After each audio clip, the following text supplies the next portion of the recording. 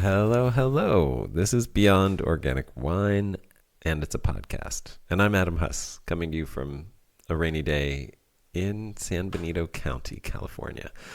And I'm going to jump right in and say I'm trying to change things up and maybe shorten these intros. You probably, if you've been listening to this podcast, heard enough of me. So let me just say the one thing that won't change is my gratitude for those of you who listen and for those of you who contribute and make this podcast possible. I love the community aspect of what is happening with this podcast, and I'm so grateful to be part of it, and I'm so grateful that you are all part of it. So thank you very much. And now, for this episode, I want to introduce Josh and Charlie of Sylvan Farm and Cidery. They do such an excellent job of introducing themselves and their story that I just think it would be redundant for me to pre-introduce them here, but I will tempt you to listen on by saying that they talk about harvesting wildish fruit. I mean, you know, wild is an illusion, right? So maybe feral is more accurate. And making wine cider from it, or cider wine, or just cider, or just wine, or whatever you really care about in terms of terminology. Just stuff that grows out of the ground and they ferment it. They talk about queer ecology and the living and growing on the feral side of agriculture. They talk about how they're integrating tree breeding and selection and adaptive unfarming. Maybe they don't actually use that word, but that's essentially what they're doing. They're incorporating all this into their orchard program, if you want to call it an orchard program. It's more like a let it grow and take care of it program. And they talk about what they've learned from getting this thing started over the past couple of years, which I think is incredibly valuable for anybody who's starting out and thinking about doing something like this. Sylvan Farm and Cidery is new, and I love the ideas and intentions behind it and through it, and that embody Josh and Charlie, because I think we'll all be able to learn some really valuable things along with these guys as they explore these ideas in their farming and in their cidery. Oh, and they may be making some of the most deliciously interesting perry that comes from a grove of wild feral / whatever trees that may actually just be one tree, like one super organism tree connected by a single root system under the ground magically. One of my favorite ideas and things and organisms are things that might make fruit from a huge system of interconnectedness like that. And so this perry that they make actually embodies that in flavor and in a fermented beverage that can elevate your spirit. So very excited for you to hear that from them and what they're doing with everything else that they're doing, and for us to all taste this first vintage very soon. So enjoy. Where are you? Can you talk about where you guys are? Yeah, we're at our farm in the Finger Lakes in upstate New York. We're sitting here with our candles because Charlie loves the ambiance, getting us in the mood for a nice conversation. Yes. Your farm is called Sylvan Farm and Cidery, right? Yes, that's correct. Can you guys talk about why you named your farm Sylvan Farm and Cidery? Yeah, for sure. We spent a really long time pondering all kinds of different names and thinking about whether we wanted something that was more descriptive or family oriented or evocative. And we finally kind of came upon the word Sylvan in part because the literal meaning is that it's as of or pertaining to the forest. And because we are growing apples and other tree crops, we felt like that was really appropriate. But then we kind of went back into the history of where that word actually comes from. And it's derived from an ancient Roman deity, Sylvanus, who was the protector of forests and wild places. You have like Pomona, where we get palm fruits from, and she was the goddess of orchards and more kind of protected and human influenced spaces, I guess I would say. And then Sylvanus was a little bit more of uncultivated Yes. deity. Wilder. Yeah. And then it also turned out that he had a male lover. So there was a whole gay storyline there that we really related to. Yeah. We're jumping straight into queer ecology here. So it checked a lot of boxes in terms of both the kind of forest imagery and that what we are doing and the way that we're approaching our fruit growing is to emulate forests and healthy forest ecosystems and forest edges, and are sort of approaching it from a little bit more wild perspective. And then there was this sort of beautiful mythical gay love story as well. Yeah. Josh, you have more Amazing. thoughts on that? Yeah, I mean, I think Charlie hit the high points. We also did some deep diving to make sure there weren't any like bad parts to his story, and lo and behold, he seems to be one of the better characters when you go back into Roman gods. So yeah, we were like, okay, this works. Yeah, he didn't do anything really horrible. Yeah. So. Right. Why did you land on the side of the wild or uncultivated spaces rather than, the Pomona side of things? That's a really good question. I would say, as Charlie's partner, it probably, for Charlie especially, resonated with his youth. We do live on a beautiful piece of land and a lot of wild spaces, and I think Charlie definitely got that experience in life, where a lot of us don't. And so that kind of has been a guiding light for a lot of the way that we're trying to set up our farming practices and the experience people might have when they come to our property. Keeping things a little more wild, a little more diversified, approaching it from that point of view.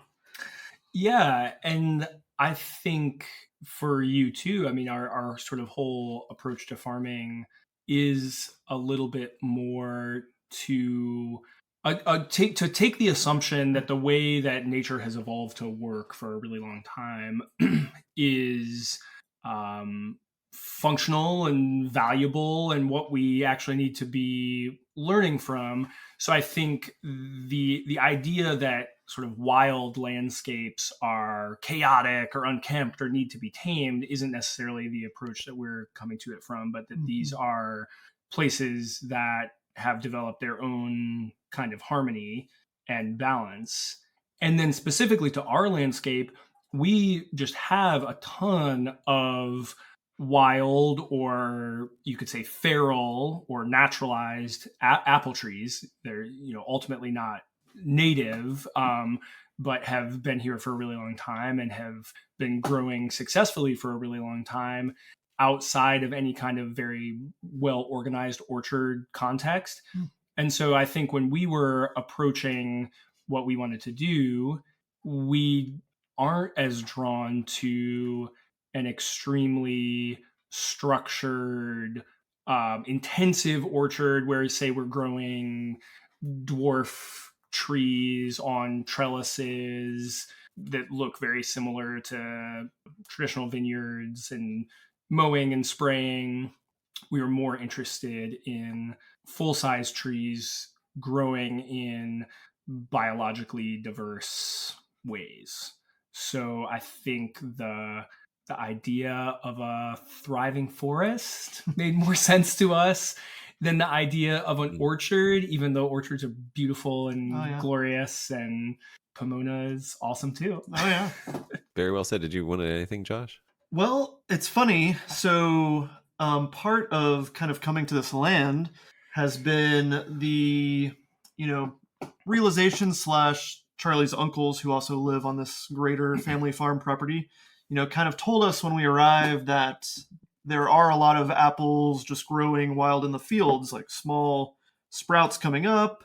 And that could be, a resource for us. And we didn't really know what to make of that at the time. I especially didn't, because I'm newer to the property. And so we ended up planting what you would think of as maybe more of the classic European style orchard, full-size trees, larger spacing. And then as we spent time observing the land and really paying attention to it, we did start to notice all of these wild trees. So we commonly joke now that if we could do it all over, we might have just paid more attention to those wild trees, protected those, and let them grow where they were already, living. Um, And that's not to say that we Yeah. wouldn't have grafted onto those Right. trees or we wouldn't have Right. intervened in certain ways, but just that the cow pastures and hayfields are already full of little baby seedling trees that just want to grow and are popping up. And so rather than buying rootstocks, it would have Yeah. been really cool to work a little bit more with what was just kind of already happening there, I guess. Yeah, and you guys are actually putting little cages around them, right? Some of the ones that you're finding. Exactly. We have pretty intense deer pressure up here on our farm. So much so that it's like, the plants that people say deer won't eat typically get eaten. So in this one specific section of the farm, we are creating our own kind of experiment station, which harkens back to a lot of the, history with apple breeding and apple growing. And so far, I've caged around 58 apple seedling trees that are just growing wild in the field.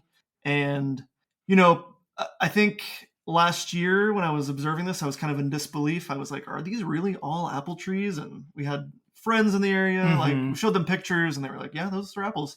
And it really became apparent because of some of the droughts we've had. And these are, trees that maybe are only a foot or two tall, but never needed an ounce of water during those droughts. So it became even more clear that these are trees that we should utilize because they've already got a taproot reaching some level of moisture underground and just want to grow. So we're doing our best to protect them from deer this year. And there really are hundreds and hundreds of those trees scattered throughout the fields that have just been kind of nibbled down by the deer that Josh was talking about that are sort of a huge problem here for like the forest succession. And maybe they've been mowed by my family at different times as well. Right. And so, I think you could grow a massive orchard just by protecting them from harm. They probably, when you coppice like that, like, essentially it's like a coppiced potential apple orchard that, has been coppiced by, inadvertently or, totally advertently by the deer, but not with the intention to grow the roots. But what happens is you actually create like this incredible root structure as long as it's, allowed to get some photosynthetic life to feed the roots, before it gets totally munched away. And so you could, once you protect them, they could just shoot up. Like you could have all this potential energy.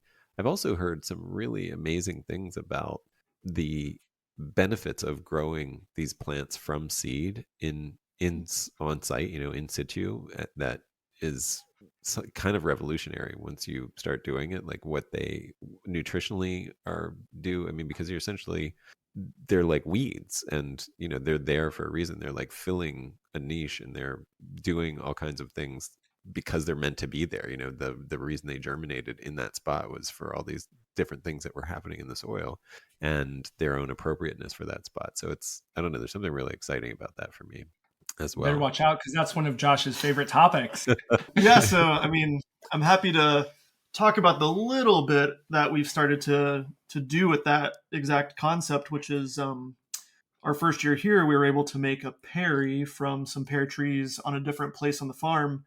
And I was pretty adamant that we take all of that pomace from the pears and put it onto our land in specific areas. And, lo and behold, last year I had a few seedlings popping up that I observed and have put cages around those. So, I think a big push for me as the next generation of orcharding or fruit breeding is to be planting seeds and see how those perform and hopefully find new varieties that do well in our climate and produce good fruit for making ciders and perries. So, and to be fair, I think that's something that we learned from some of the people we've worked with, like Autumn at Eves and other folks like that.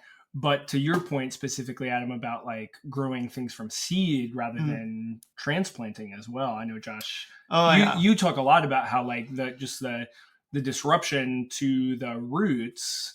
Most trees that are grown in orchards have been planted in nursery, wrenched from the ground, and then put in somewhere else. and have, Right. oftentimes haven't had the ability to develop the same types of root systems, and especially like the deep tap roots, Hmm. right?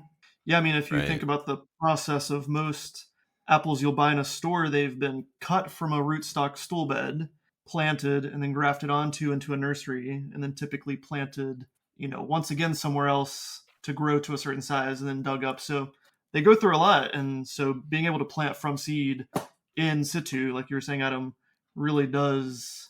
If you can get them established from seed, then you really do have a tree that's gonna thrive. It seems. And I think a lot of these ones in the field right here are because they've had years and years to Oh yeah. build that root system. Yes. Um, We're seeing what you were saying, which is because they were protected last year, they have shot up, and it's pretty exciting. I'm yeah, Amazing. excited to see what happens. That's great. Well, speaking of that pear and that Perry, I think I got to try it. Is that right? you did. Yes. Yeah, I Yes, think you tried it twice. twice. Yeah. I still talk about it. It was one of my favorite Perrys of my life. Oh, And thank you. I, yeah, no, so good. Well, it was also just a lovely every everything about coming up to the farm and hanging out with you guys was lovely. Also, you one of speaking of the Sylvan wildness of things, that you served us wild food, served Wendy and I some wild food that you had gathered, some milkweed spears that were delicious, Yes. and now I eat milkweed. I'm and now I've like become a milkweed evangelist like everywhere I go on the East Yes, Coast. I'm that's like, have you guys tried fantastic. milkweed? That ecological knowledge is fantastic. I mean, like this is being able to eat from your land from wild foods is like I think really important. And that Perry was made from essentially a single tree, wasn't it? Yeah, that, and I want to make clear we haven't DNA tested all these trees, so we can't 100% confirm that they are one organism, but all the fruit has the same sugar levels, the kind of same perceptible qualities. It's all from kind of this little grove of trees, and they are unusual for pears because they send out all these roots that then kind of sucker up, sprout up little baby pears that we've also been digging up and transplanting to our land as well.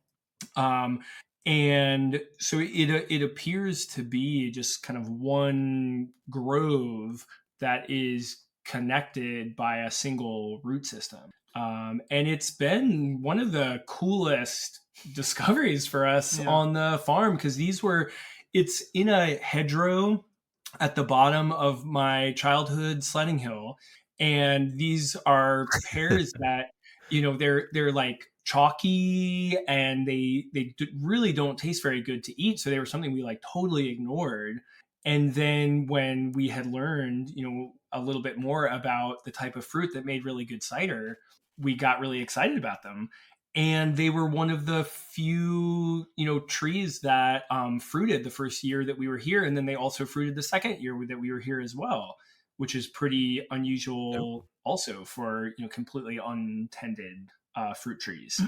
and wow. and they've just in both years. I think you tasted the Perry from our first year, Hmm. and we now have a Yeah. second vintage that I would say is even better. So it's just been like a Uh, really cool discovery. Yeah. In fact, the second vintage we in the first year we harvested maybe a little earlier than we needed to, just because it was unfamiliar fruit. We didn't want them to all fall and the animals to get to them first. So the second year we waited a little longer, and um, it was really complex flavors and a pretty good palate. So we actually have bottled the second vintage as a still Perry. Hmm. Um, so we're pretty excited to share that with the mm, world soon. Yeah, wow. it came out, yeah, I've never super had clear and kind of minerally. It was really nice. Hmm. That's amazing. Is that the one that's coming out soon? Yes, so that's what we've bottled as of this year, and then we are working on a sparkling perry as well, and that's made with some of those pears, and then additional pears that we've gathered from the land as well. That's also really good, good tannins and such. but we thought it would be better with some carbonation. And then we also are doing a bunch of apple based, Mhm. ciders this year as well. I mean, the dream is we're shooting for mid to late spring. Yeah, we're getting there. Nice. We'll let everybody know and kind of have a kickoff. Understood. No rush. If I'm not mistaken, I saw a post from you guys that you were up in a pear tree today or recently. Uh, I like spending as much time as possible up in pear trees. I think that specific picture you saw was a pear tree that is out in the woods on a part of our farm that belongs to my uncle, and we were actually gathering some scion wood from that to graft onto some of the small pears, the pear rootstocks that we have, because that pear tree seemed to have some really great acid qualities, and that's one of the things that we felt like Um, our perry blends could benefit from going forward, would be to have a little bit more higher acid fruit. So that tree, it was kind of out in the middle of the forest. It was being shaded out. It had also been damaged by what we think was a porcupine, which loves to eat the underbark off trees, especially fruit trees, yes, yes. seemingly. So I had climbed up there, I think, to cut some scion from that we can then graft. Before it dies, you mean? Yeah. Yeah, probably before it dies. It doesn't seem, it's not really in a place that is super accessible, and so it's probably not one that it's very practical for us um to really clear out around the way that we have been in some other parts of the farm, Mhm. where Right. we're also trying to rehabilitate a lot of the older wild trees that are there.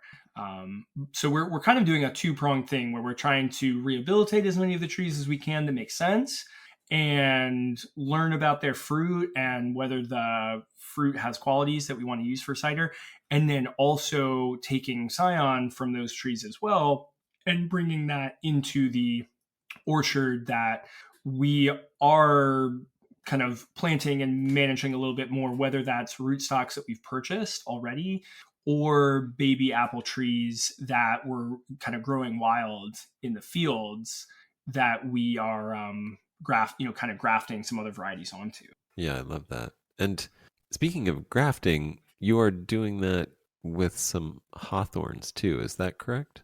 With apples, Oh yeah. hawthorns and apples. Yes, I Can you talk that's about? been another Oh, really really fun thing. So part of the landscape is some of these kind of successional fields that are they uh, probably close to 100 years ago they were pastures that have slowly been growing back, and so we have a ton of these hawthorn trees that are compatible with not apple necessarily, but are primarily we've been grafting quince and medlar onto those trees. Oh, Um, and so that's been kind of a way for us to, like, rather than just taking out those hawthorns, which in general are not super useful to us, like you can utilize the established root system that's built up over the last 50 years, let's say, and these massive trunks, and then just crown graft them over to quince,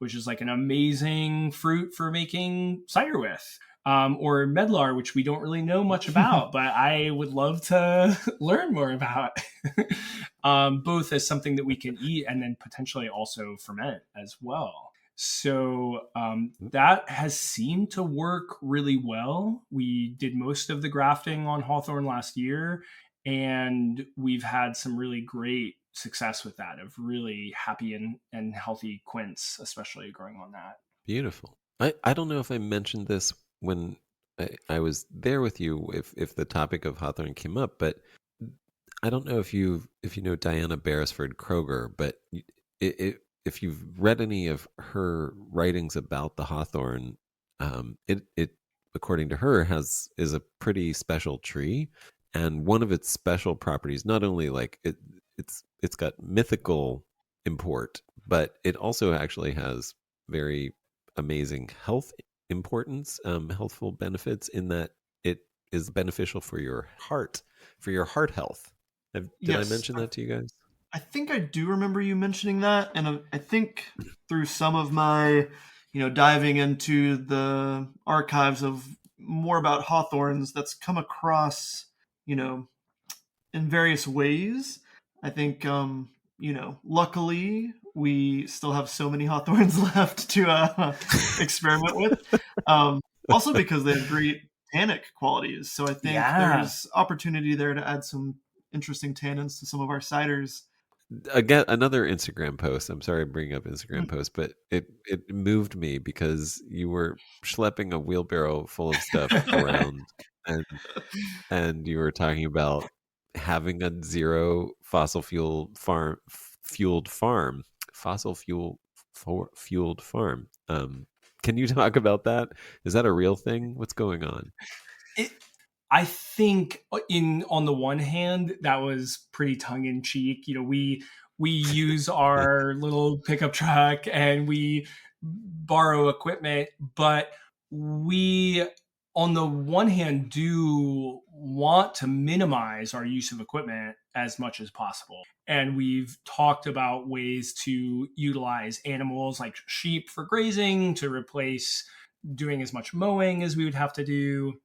But I think really that was sort of a hopefully friendly and silly way to talk about some of the ways in which natural wine, which I think we are referencing there, sometimes seems to focus very much on like cellar practices like 0 0 when it comes to sulfur or bentonite, but not so much Oh, on environmental practices. And yeah. so that like the real goal, like the more important goal, is probably your fuel usage and I mean even more than that, like the way you treat your agricultural workers if you have any, but your fuel usage and your environmental practices rather than your seller practices. So I think it was kind of a goofy way of getting at that.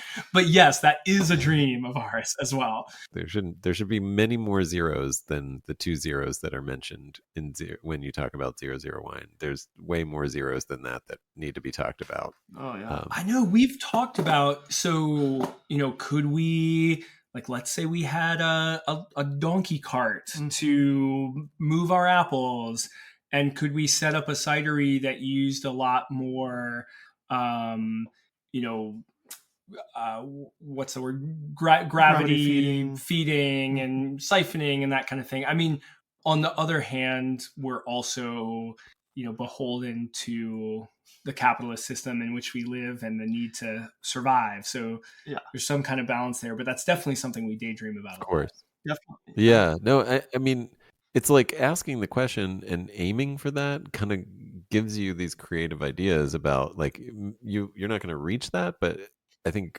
asking how you might if you really like what the real answers would be if you tried to, what would that Hmm. mean? Like I mean, I'd love to know because it sounds like you guys are doing so many different things. Like you're establishing your farm, and you're just at the beginning. And for anybody who's in that position or about to be in that position, like I'm asking for a friend, of course.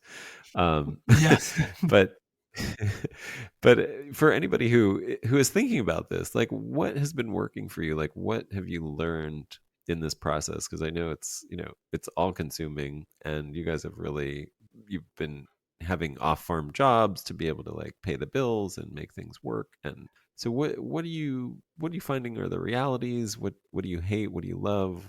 Any advice and recommendation? Josh, you want to jump on Oh, that? such a great question, Adam. Um, wow. Yeah, where do you begin with such scope? So, I definitely feel like, for two people that had kind of previous lives, previous careers and have now decided in their mid to late 30s to jump into doing a project like this. I think one of the things that typically is at the front of our mind is we're not getting enough done. Like we are constantly feeling like we need to be doing more and working more, spending more time doing these projects. Luckily, we Mm, have people like yeah. you and friends and family who are visiting the farm and are just kind of amazed at what we're doing and, point out all the projects, and you kind of take a step back and are able to take a breath and be like, okay, yeah, this is actually, we're doing what we set out to do. We're not falling behind. We still have time.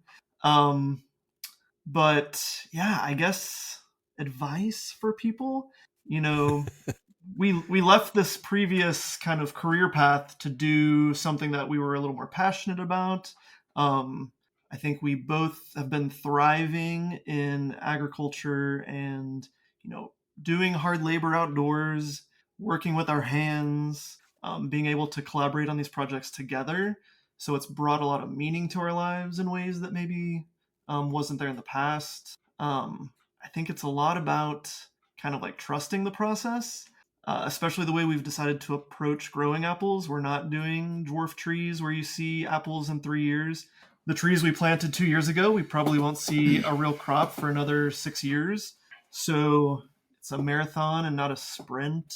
Um, I don't know. It's been interesting. We're starting year 3, and just today we were pruning a tree on Charlie's parents' land, and to see the changes we had made for the past 2 years, this third year we're starting to see like a new form and a new shape, and I don't know. You really Mm, get to live in a way that like is in sync with nature and this ebb and flow of the things that we're doing to coax things along in a direction that's hopefully fruitful, for the future of our business and all of us that live on this beautiful family land. It's pretty magical. So I would say as much stress as it is, because at the end of the day it's up to us to do these things because it's our small business and we are working a job off the farm and trying to have a social life at the same time. It's like so worth it. It's really been something Mm-hmm. that we're very passionate about, and like exciting to do a podcast like yours where we get to hopefully inspire more people our age or people younger than us to do something similar, because I don't know, it's brought a lot of meaning to our lives that's fun to share with the world, I would say. Mm-hmm. Yeah, feel free to Yeah. chime into. No, I think that's totally right on like that personal level. It's been a hugely like life-giving thing for us. I think in terms of advice, I'm like super leery to give any advice because we are just starting out on this project. But I would say one mm, thing is that we have benefited massively from people who have, who do have a lot of wisdom, who have years and years and years of doing this. So like we've both worked for farms in the past. We met working on a farm, on an apple farm in California, and then I was lucky great. enough to intern with Autumn Stoshek at Eve Cidery for a year, and that was an invaluable resource. So I literally cannot imagine jumping into something like this without having done that internship. And then from that, also having people like Autumn and other cider makers and winemakers in the area as mentors and collaborators. So I think having really that like collaborative community aspect has been so huge. And then also my family here and just like family support, Josh's family too, but more presently because we're living with my family. I think unfortunately there's like, maybe especially on social media, there can be like a very idealistic picture presented of like, you know, um, homesteading or small business or like Cottage core. cottage core running so, and like we're extremely lucky to have um access to this family land, this farm that my grandparents originally bought and then my aunts and uncles added to, that they've been really generous, my parents too, and like allowing us to gather that, to forage fruit essentially. So we've been able to gather a huge amount of apples just from within a mile of our cidery. which has been really Right. awesome. Um, Right. and so I definitely don't want to underplay the the luck in having those kinds of resources, um, because there's that whole sort of economic side as well. Mhm. And we are working off farm Sure. jobs, and that certainly slows down the process. But we've also intentionally made the choice to really try to self finance things, because we don't want to be in a place where having massive loans sort of pushes us to like compromise our values in ways that we don't want to. But Right. values both in terms of like the product that we're putting out there. Like we don't want to have to buy fruit that we don't actually grow or forage ourselves, and we don't want to sell cider that we don't actually really believe in and think is delicious and interesting and intriguing. And we don't want to engage in farming practices that we aren't comfortable with. And so we don't want to get in a position where we simply have to, pay our bills and do whatever it takes to do that. But it's also a huge amount of luck to even be able to do anything like this in the first place. Yeah. So, wow, that was a very rambling answer to Both of your us. to your question. But I have one more thing that I would say, which is really just to like take it slow. I think, on the one hand, when you're doing something that feels like a big risk, like starting a cidery and leaving your previous career to do that, you do just have to take the leap at some point, even knowing that you don't know enough, and you just start. On the other hand, there are things that we've realized, maybe a year of living on this land would have put us in a better position to make a plan than jumping straight into, say, planting an orchard as soon as we got here. Is that fair? Right. Yeah, it's definitely fair. And if I'm going to chime in a little bit on some other, I don't know, it's definitely not sage advice, but things I think we have learned along the way, which is, some of the costs developing any kind of agricultural system on your land can be quite high if you are purchasing pre-established trees or plants. But something I've really gotten into, and I think is just more exciting in general, is to do a lot of it from seed yourself. Or like our orchard that we planted the first year, we decided to, only plant rootstock the first year, which is way cheaper. It's like, $3 to $4 a stem versus a $30 established tree. And then to graft those trees the second year in situ. And then we've already seen trees, by the end of their second growing season that are close to the size of a newly purchased tree. And so you're saving a lot of money that way.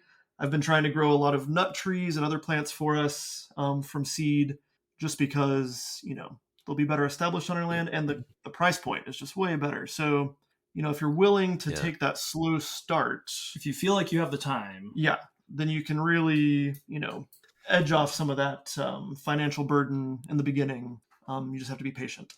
Yes, which we are not very patient. We don't like it. It's been some good Taoist practice for us. Yeah, it seems like the better approach.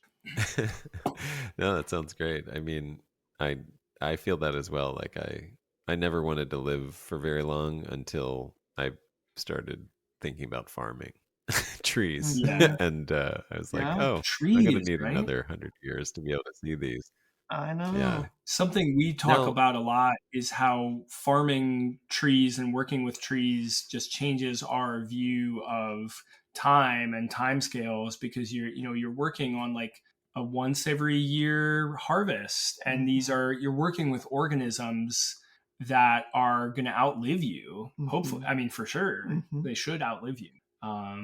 Or we're harvesting fruit from trees that are far older than you. Mm-hmm. yeah. Now, one of the features of your farm that I really personally like is that area that you have fenced off for as a nursery to start things, which I've intentionally in the project that I'm working on, I want to, or any farm that I want to work on, if I'm in control, I would like to have there be a section that is meant for breeding new varieties of the things that we're growing, whatever it is, whether it's prickly pears or pears. And I love that you guys have that. Yeah, so that What, is oh, go ahead. What's your yeah, what question? inspired that? Oh gosh. So what inspired that? I like to joke that it's the inner artist in me because that's my previous life before getting into, hands-on farming. I think there's a beauty in kind of whether it's planting open pollinated things and kind of just carrying on things that nature is doing on its own, or I've really been into following this guy out in Mendocino County in California. Stephen Edholm, I believe is his name. He goes by Skill Cult on Instagram and YouTube, and he's carrying on a lot of like apple breeding projects from Albert Edders, who was very focused on red fleshed apples. So it's definitely struck a chord with me in almost an obsessive way that I think Charlie laughs at all the time because he's like, I don't know if we have time for all this. And I'm just like, it's just, you do it once a year and it's worth it because you're getting to, put new genetics into the world that hopefully help farmers along the way. But yeah, what you're referencing, what you saw when you visited, is what we're now calling Sylvania, just because we needed to give it a Oh, name. And that's yeah, much better it's than the name that I was thinking of for it. so yeah, there's a lot of apple and pear happening there, but we also have started growing a lot of nut trees from seed. I've got some persimmon and pawpaw going, and Oh, um, fantastic. numerous amounts of native flowers and plants that hopefully will help live alongside the apple trees and attract the beneficial insects. And we're really just trying to diversify the land as much as possible, so doing that by harvesting seed from local thriving trees and plants seemed like the logical way to go for me, so that's what I've been kind of focused on. One other aspect of that for me, sort of focusing more on the cider and the cider making Mm. side of things, is that a lot of the best traditional apples for cider making from France and England are particularly susceptible to fire blight and other diseases that are more common in the States. And so there's a real need to be developing more indigenous varieties, cider apples that can actually thrive here, because our goal is to not be spraying and to not be having to kind of manage in that way, to try to develop apple varieties that can thrive with a little less intervention, I guess. Mm-hmm. And there are other people Mm. in the Finger Lakes who are already doing that in terms of gathering scion from wild trees, Mm-hmm. and sort of naming and developing new varieties. And so I think that's been a huge inspiration for us, is sort of those other people who are doing that for cider apples. And then I think for Josh particularly, to also be not just discovering things that are already out there in the wild, but also kind of more intentionally cross-pollinating and breeding things, apple varieties in this case, that could be replacements for some of the more fire blight susceptible cider varieties that we're kind of forced to rely on now. Mm-hmm. Yeah, and I love all of that, and it makes me think. I mean, I know you guys have some experience on farms. You know, Charlie, you're from that area and have spent your whole life there, off and on, mostly on. But I bet since you are immersing yourself in this way, you're being exposed to the ecology of that place in a new way, and I would love to hear Mm-hmm. if I'm right in guessing that, but and if so, what you're learning and how it's influencing, your project and actions that you're taking, or just thoughts that you're having about what you're doing. That was a great question, Adam. I can't wait to hear his answer. No, I mean, I grew up on this farm, and I was homeschooled and spent most of my life kind of barefoot wandering through the woods, and was always really into um, wild plants. I was really into like edible wild plants when I was a kid. That was like a big obsession of Oh, mine. And apples were a big part of my childhood too. We had all these wild apple trees that I've mentioned before, and every fall we would gather apples and we would make cider. Not necessarily hard cider, although as the fall went on, the cider would start to ferment as cider does, and it would become a little bubbly, and we called it fizzy cider, and we all liked the fizzy cider best. So that's probably my initial introduction to semi hard cider. And so I do have this like deep nostalgic connection to this landscape. And it's been really nice to be back. And I think it's also been nice to be back with Josh, with someone else who didn't grow up here, who has a certain amount of like fresh eyes to see things as well and notice things that maybe I had gotten used to seeing without really asking what that plant was or what was going on there. So there's both like a deep value in the familiarity, but I think also like coming to something with that feels strange to you, and so then you're able to be more curious about it as well. I mean, some of our discoveries have been finding American chestnuts growing in the woods. That's been kind of a new thing. All the mushrooms and kind of like fungal activity that's going on, foraging a bunch of wild edible mushrooms has been really phenomenal. Yeah, what else, Josh, in terms of what we've kind of learned coming back to this landscape? I think definitely some of the ecology, but I think also kind of realizing how unique this site is kind of in the greater scheme of some of the surrounding area has been fun to nerd out over. We can dig into old glaciated ideas of us being kind of on the edge of a previous glaciation, which the most recent glacier is extended just about to where we are, close to 10,000 years ago, and so we're sort of on the edge of that landscape that was really impacted by it and created the Finger Lakes. But our land probably was not impacted by that, so we have a very interesting like super hard pan clay soil, rather than some of the glacial till and sort of more directly exposed shale that you find in other places. Yeah, I think being friends with so many local winemakers talking about shale and bedrock and gravelly glacial till all the time, I'm always just constantly like, I can't relate because we just have clay and hard impenetrable clay. Yeah, that apples seem to love. Wow. Yeah. Also, like, sure. Now, I don't know if is that because of the elevation? Sorry. It is. So, funny enough, when I was working in 2022 for this local winery, there was a local history teacher that came through, and he started to talk about these things. And I mentioned, where the land is that Charlie and I are living on, and the elevation, which is roughly starts around 1,700 feet and goes up to 1,900 feet.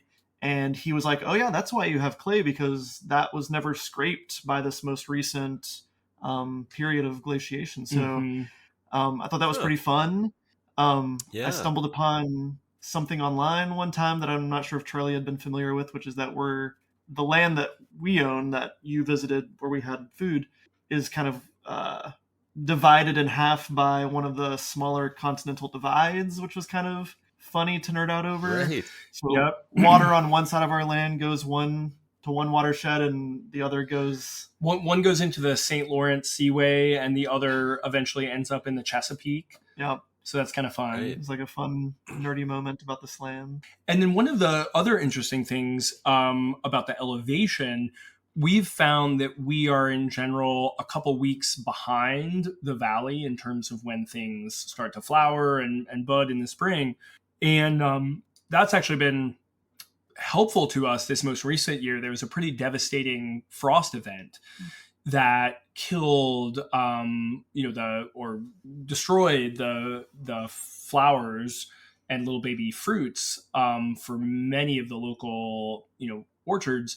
But for some reason, I think partially because of how windy it is up on our kind of high ridge elevation, And then also probably because we weren't as far along in terms of the development of the trees and the fruit, we were totally fine and had a massive crop. Even though, the vineyard we work for that's like a mile away had, 70% loss. So it's Right. been really cool to sort of learn some of those unique aspects about being on this, what otherwise seems like a pretty inhospitable, like cold, barren clay hilltop. Often in the winter, we'll have Yeah. snow and drive down into the town that we live in, and there's no snow at all. And we're just like, wow, people are experiencing a very different winter than we are. Yeah. So What about what you're doing gives you the most joy right now? I think, this is Charlie. For me, there's I'd say there's like three things. One is just the opportunity to be outside. Like in Yeah. previous life, have worked in offices and, a sort of normal American work schedule where I'm just like inside most of the time. And so being able to work outside, in all different times of the year, and to feel myself to be living more in the rhythm of seasonality and weather has been just really healing for me, mentally, emotionally, spiritually.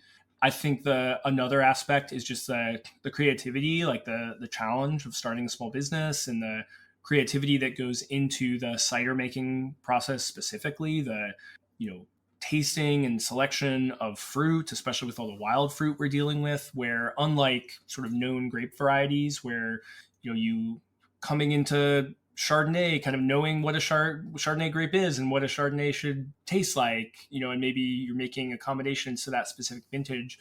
We are dealing with apples we've never tasted before and no one has tasted before. And so that is just like such a creative process and deeply gratifying to, have beverages come out of that are intriguing and delicious and good for pairing with food. So there's that just like kind of art project. Like Josh and I always talk about how like what we're doing is ultimately like a big art project, and that's sort of what life is about and what our farm is about in the end.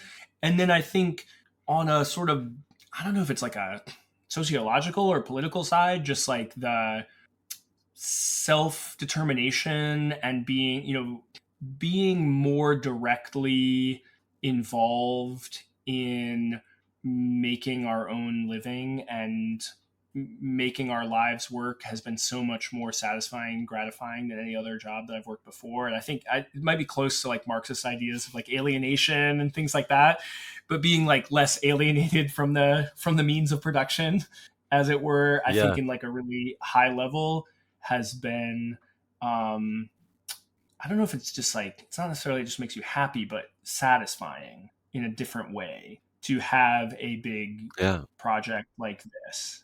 So I guess off the top of my head, those are for me, but Josh. Yeah, I mean, Charlie definitely covered a lot of the things I would have said as well. I think being outdoors, doing physical labor that's satisfying at the end of the day has brought a lot of like mental and physical positive things to my life. But I would say things that are bringing me joy. Ooh, yes. Definitely the apple breeding projects. This is the first year I'm going to be able to, introduce varieties we've been discovering in this mile radius to our land by grafting and hopefully doing some cross pollinations with some trees that we discovered last year this spring and gathering those seeds to plant out next year. But I think another side of it, which I don't think I expected going into it, but has been really rewarding and brings a lot of joy, is getting to do a project like this with your life partner. I feel like that's something that I don't know if a lot of people in life get to, be synced up. Is that the right way to say it? Synced up in the way that, we have such similar passions, and it really does become a major collaboration every day. Like we're constantly talking about, okay, what is it that your goals for the day? What are my goals for the day? How can we help each other to reach these kind of bigger goals that are 5 to 10 to 20 years down the lane. And then so much of those things revolve around something else that's been really enjoyable, which is bringing all the things we're doing to the greater community around us. We've met so many amazing people in the Finger Lakes that work for different cideries, wineries. Everyone's just super friendly, excited for us. We're excited for them. So like being able to be in this industry and actually truly love and care about the people around us in the community brings both of us so much joy. Like I think half the time when we have bottled something or created something new, we're like, okay, who can we gather together to share this with? Because we, can't wait to get together and nerd out over this thing, or I don't know. It's a really fun community to be a part pretty amazing. Of. Yeah, this sort of group of people, various ages and backgrounds that I don't know if Finger Lakes has kind of a neat vibe right now of like people starting, and you may be part of this soon too, Adam, like starting these really cool projects and getting together and sharing the things that we've made and poured our blood, sweat, and tears into and really care deeply about.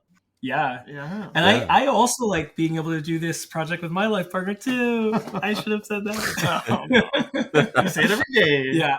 No, but it is really fun to like be able to go out and prune a tree together, or, kind of do that work. And we also have our different areas of focus. You're a little bit more focused on the orchard growing. I'm a little bit more focused on the cider making and that kind of thing as well. Complements well. Yeah.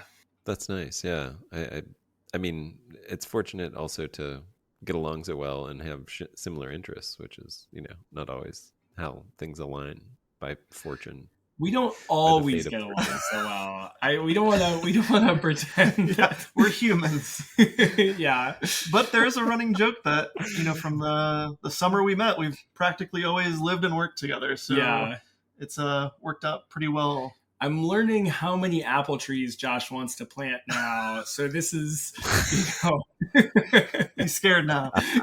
300 more trees this spring, babe. That's nothing. That's nothing. You'll be fine. Yeah, exactly. Nothing for you, my dear. When I was when we were together, I remember I was talking about sort of getting through the winter with like a hibernation ethos. Have you been able to cultivate that this winter? Or I hear it's been a pretty mild winter there, but have you gotten a chance to sort of just snuggle in and hibernate with tea and big woolly sweaters? And I forget what your vision for it was.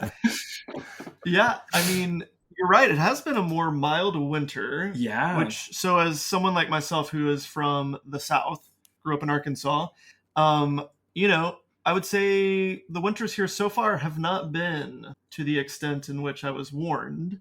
Yeah, as brutal as Charlie grew up with. And then this year specifically has been different because we are both working, for this local winery, Living Roots, throughout the winter. So it's been a positive thing in the sense that it's given our winter a little more of a structure. And a little more of a schedule, and it's forced us to be more social over the winter, which I think helps quite a bit. Yeah. I'd say there's been some hibernation. Oh yeah. Like we've been doing some solid napping, and there's a lot of good family Christmas time. But like the real talk about small business is that there is so much paperwork in terms of taxes, licensing, like getting our farm winery license has been a huge project of the last year. And so, this winter, honestly, we've been trying to force ourselves to work on some of the administrative things, financial and otherwise, that we really need to get set up before we get back into the busy growing season. So I'd say the hibernation is definitely an aspiration. And we've done some of it, but we're also dreaming of years to come where we might be able to do a little travel in the winter as well, when the farm is less demanding. But this year, I mean, Josh has been Josh has a graphic design background, an art background, and so he's been designing our labels and website, and a lot of those kind of nitty gritty stuff Yeah. that you need as a small business. Yes.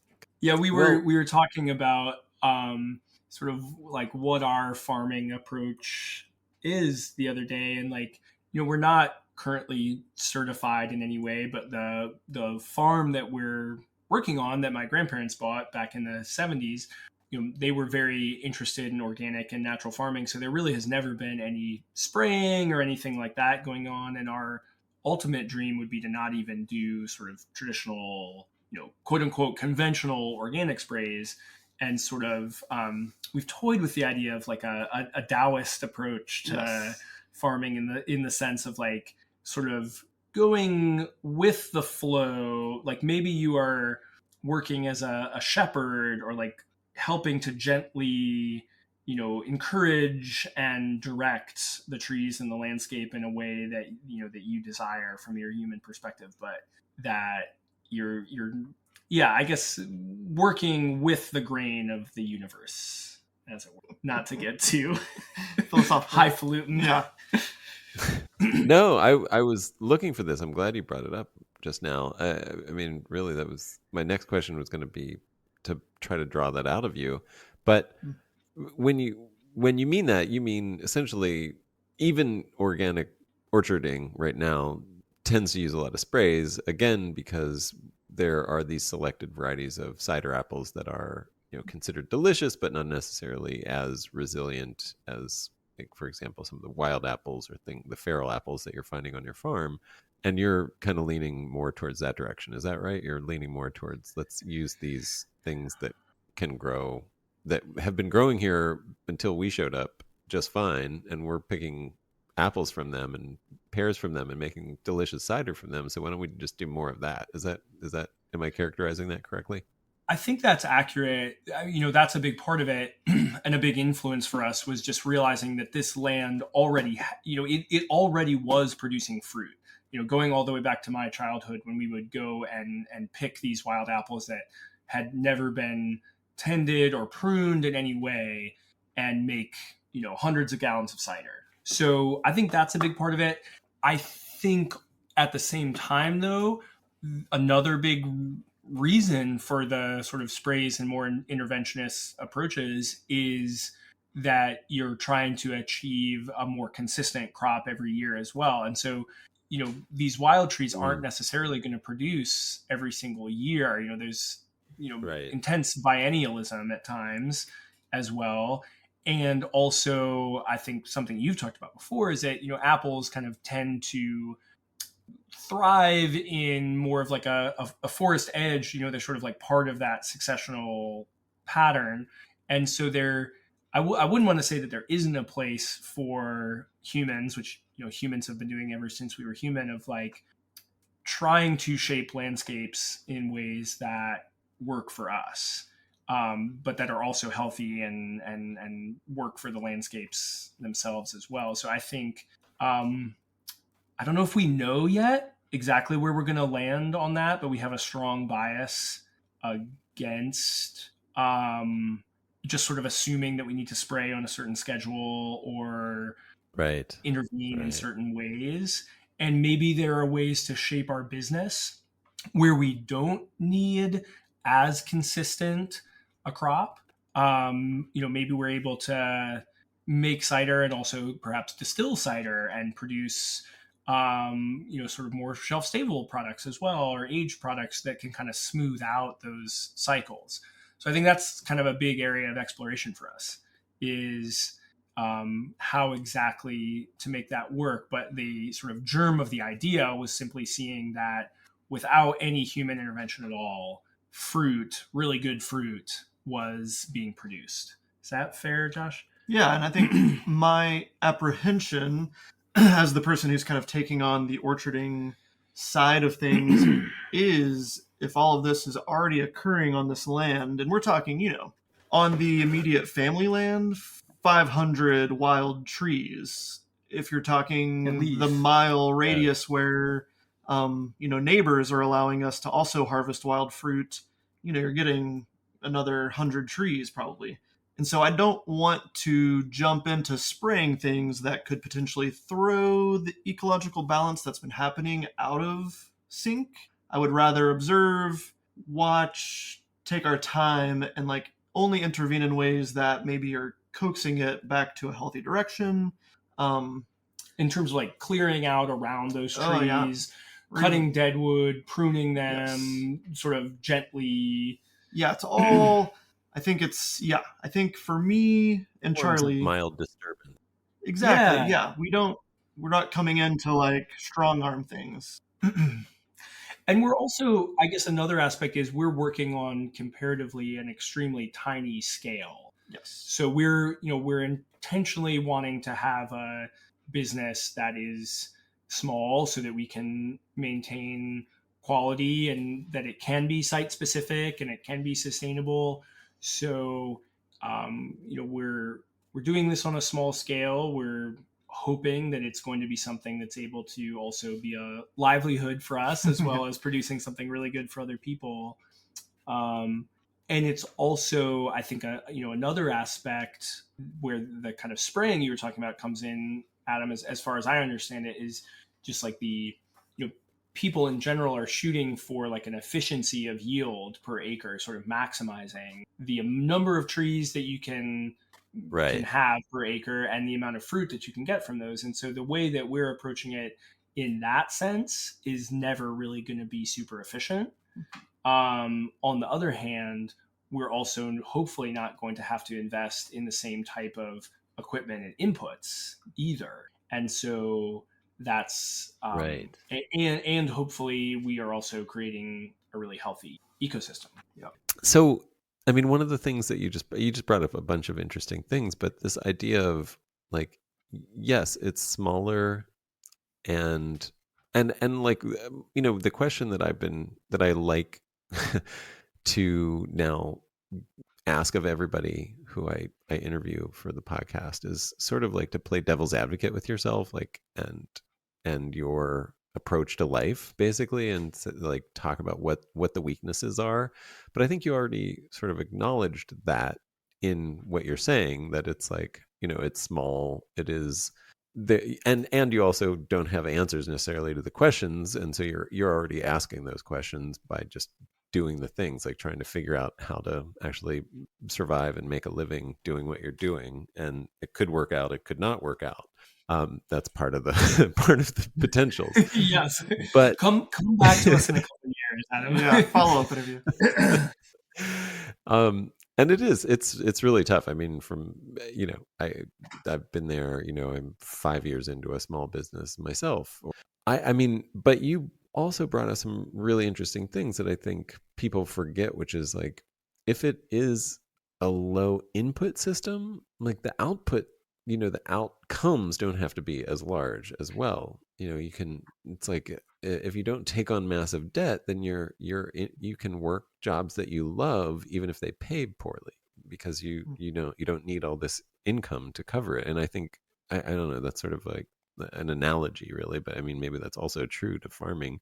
But I like that idea.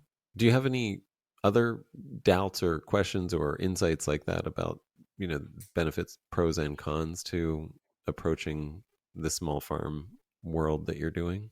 I think one of the things that we end up talking a lot about that is particular to probably wine and cider and similar value added products of that type is questions about accessibility and who has the ability to pay for these products.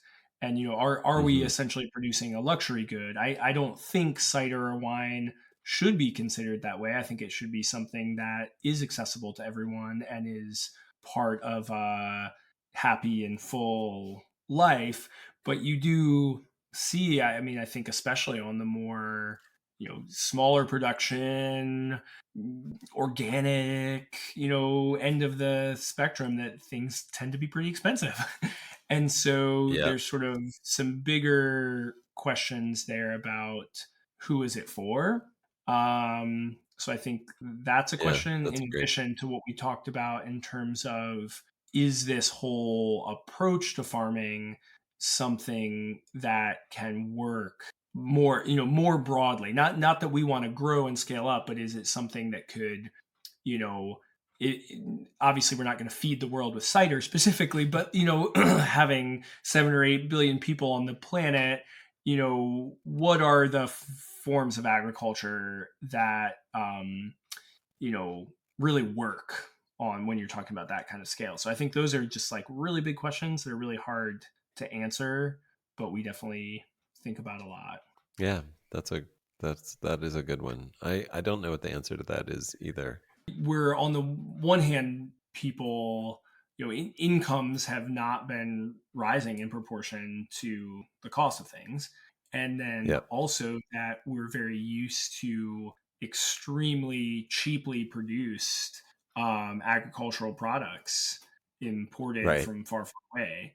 And just like you're saying, I mean, the potential price of our cider doesn't reflect like some crazy inflated thing. It's just like we're doing this on a super small scale, and so it just takes a lot of time, and we're picking up all the apples by hand in burlap sacks. Like it's just a lot of Yeah. time and effort, and so that is just what it costs. No, I think one of the things that is core to this project we're taking on is the fact that a question like that is something we try to ask ourselves often. Like, it's one of the things that we keep at the front of our mind so that we are trying to keep our consumer in mind, whether that's financially or being two gay farmers and accessibility to farming and that kind of a lifestyle that is quite foreign to most queer people in the world because they don't feel welcome. So doing what we can every step of the way to kind of remind ourselves of the core of our project, which is some of these things that are very important to us as humans, and making sure not to let some of those other things get in the way of that. Yeah, and Right. I mean, I think another way to think about accessibility is the way that even not just in relationship to price, although this is part of it, but just like the sort of class and language around wine specifically Oh yeah. that, isn't necessarily accessible. And so I think there is some sweet spot where you can really enjoy intriguing, complicated, nuanced beverages in a way that isn't somehow classist or Yeah.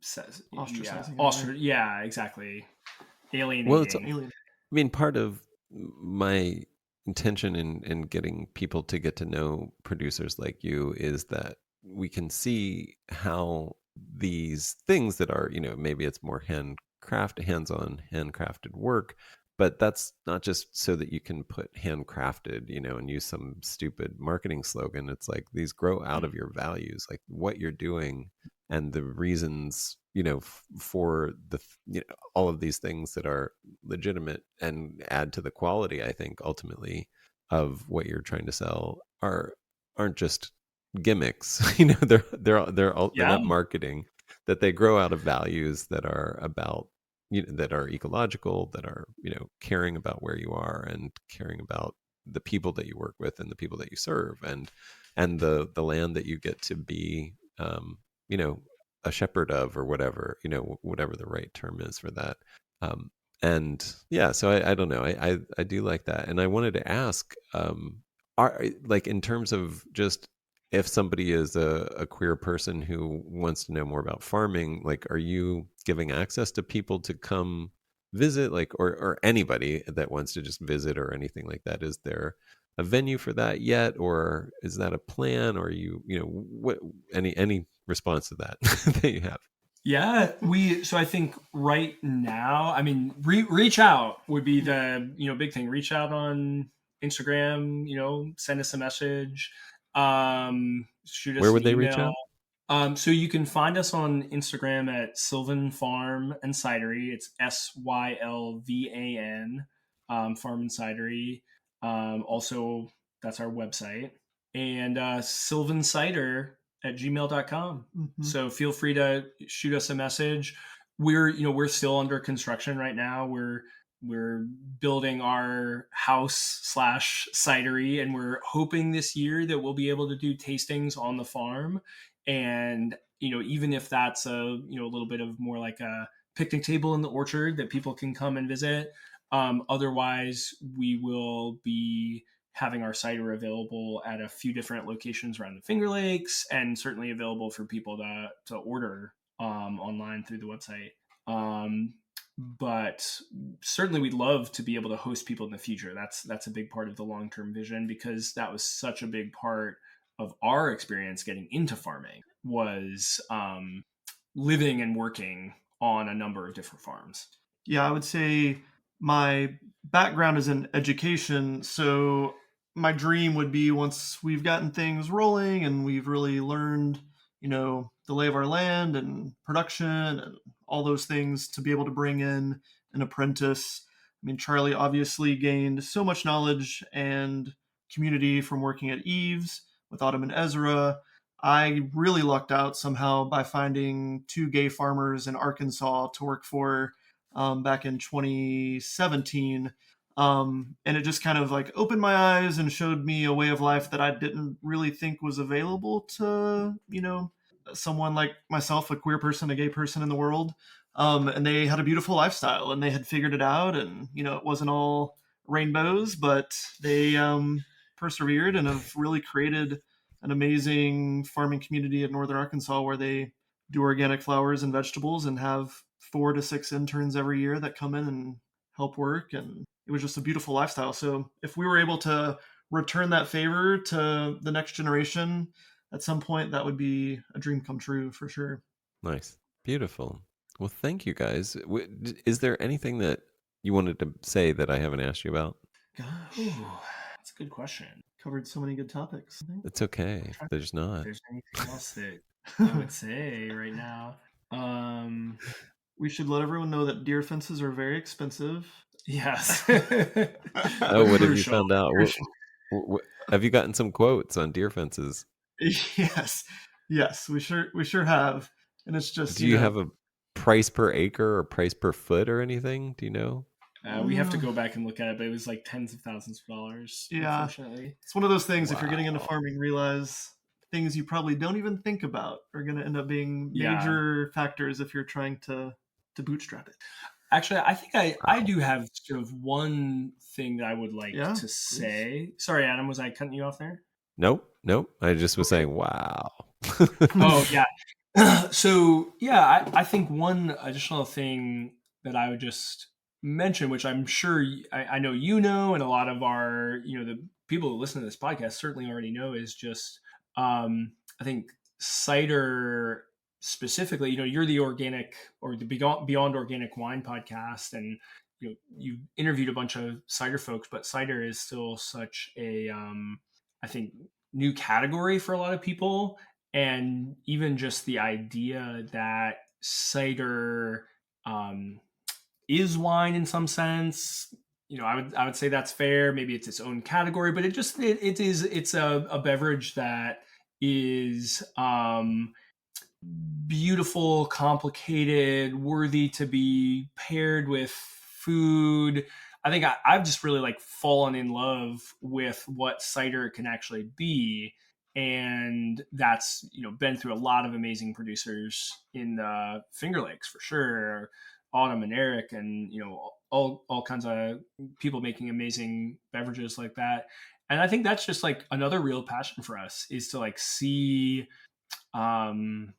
cider get some respect, but really just cider be appreciated for what it can be, especially coming from small, careful producers wherever they are in the world as well. So I just want to throw that in at the end as well. I know we've been talking a lot about the farming practices, but just that sort of more cultural side of I think there's still a lot of education taking place in terms of what cider is and what it can be, not necessarily in terms of your audience, but in the world. Well, you've had Autumn as a mentor, and she's kind of I would say the OG in that area and in our nation in terms of Oh like yeah. treating cider like the finest of fine beverages and making cider that demands respect. So you have a great a great mentor in that sense. And then you referenced Eric. I guess you meant Eric Schatt, right? I Definitely. meant Eric Schatt, although I could also say Eric Bordelais as well in France, another fantastic Oh, okay. cider maker. I definitely meant Eric Schatt, yeah, Yes. who I also think is making great ciders, and there's others Amazing as stuff. well. Yeah, I mean, I can't think of. I mean, I don't want to shit on anybody else's cider, but like that, the area that you're in is producing, I think, some of the most world class cider that our country produces, and it should be. I mean, and I hope more and more it becomes known for that. Hmm. Yeah, and to be honest, that was a big part ultimately of why we Hmm. moved here. Even was because that was happening, and because we knew there was the possibility for that, and that those were sort of the footsteps that we wanted to follow in a way. Not that we don't want to do site specific ciders that express the terroir of our landscape and the wild apples that we're talking about. So it's obviously not identical, but those are the people we want to learn from. Yeah. Well, cool. Thank you so much for sharing your Friday night with me. It's been great talking to you That was a guys. pleasure. Yeah. Thanks, Adam. It's been great. always great. Hey, you made it. I hope you enjoyed that. And if you did make it this far, you might want to know how to learn more. So the website where you can learn more is beyondorganicwine.com.